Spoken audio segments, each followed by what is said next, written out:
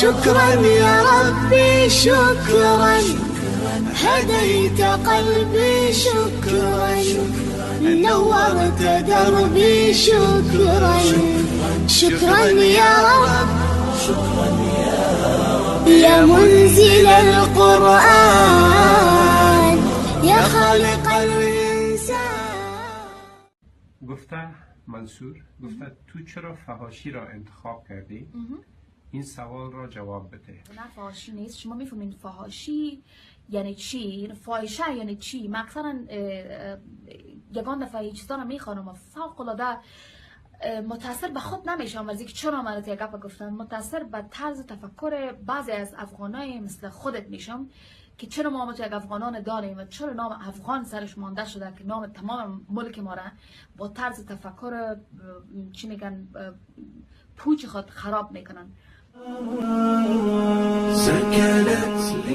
وإذا فعلوا فاحشة قالوا وجدنا عليها آباءنا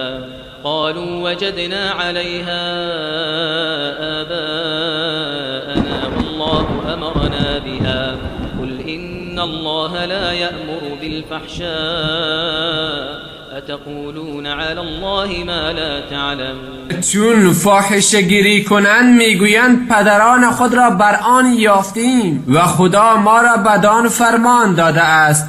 بگو قطعا خدا به فاحشه گیری فرمان نمیدهد. آیا چیزی را که نمیدانید به خدا نسبت میدهید؟ سبحان الله. راحت سکوت کن. وقتی فاحشی را نمیدانی خود آغشته هستی لم نکن.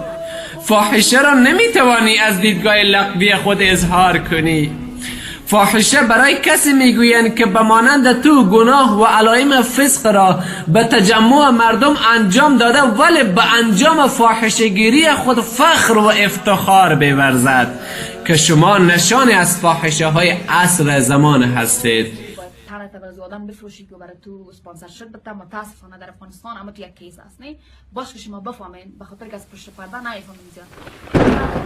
افغانایی که هستن کلگی از زندگی میفهمه خبر داره و عین چیز وقتی که در افغانستان هستم من شما میبینید که چه رقم میگردم، چه قسم کدام موترهای زیری شیشه زیاد زیر پایین نیست، کدام خانه در اینجا من ندارم.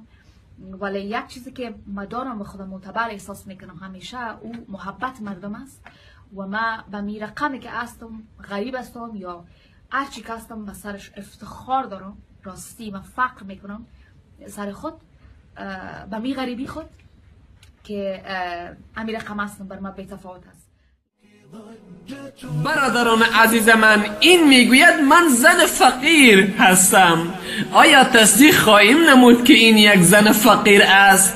در هر کنسرت چندین لباس را در جریان کنسرت معاوضه می کند که مردم جلب توجه شوند به اندام این. هر مرتبه 1500 دلار این برای کنسرت به تن فسقی خود لباس می گیرد. سبحان الله. فقرا و مساکین محبوبین الله تعالی می باشند. فقیر برای کسی گفته می شود که 2 وعده نان را داشته باشد و مسکین برای کسی گفته می شود که 1 وعده نان را داشته باشد. اینها با مقتدا و مفاهیم حرفای خود نمی فهمند که چه می گویند. خرچ 1 ساله فقیر 1500 دلار در 1 سال نمی باشد. مردم عزیز، اینها معنویت را نمیدانند یعنی چی. صرف تن خود را زیبا و آرایش میکنند که مردم جذب شود به اینها و اینها را در هتل یا خانه دعوت کند. تمام علایم یک زن فاحشه را دارد و اما اعتراف میکند که من فاحشه نیستم.